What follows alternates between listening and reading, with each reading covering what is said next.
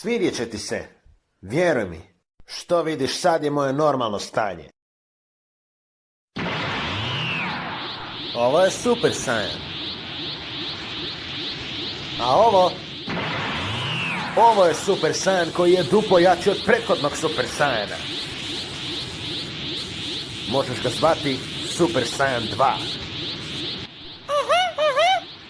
Beskorisna transformacija. Promijenio si kosu, pa šta sad? Polako. Zar je Goku uspješno nadjačao prethodnog Super Saiyana? Jel to moguće? Ma, mora blefirati. Šta bi to bio? Duplo nadjačani? A ovo To Goku radi.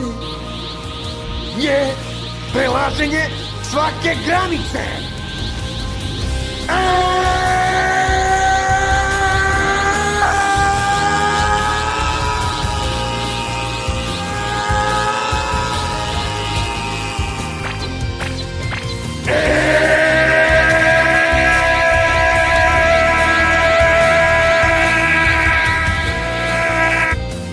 Goku, slušaj.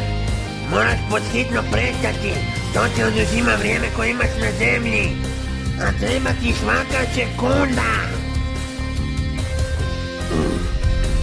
Što Goku radi? Ovo je nestvarno! Bravo, tata.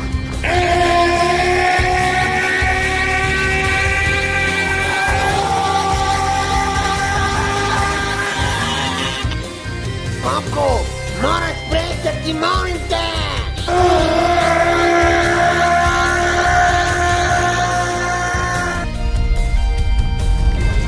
Što li Goku radi?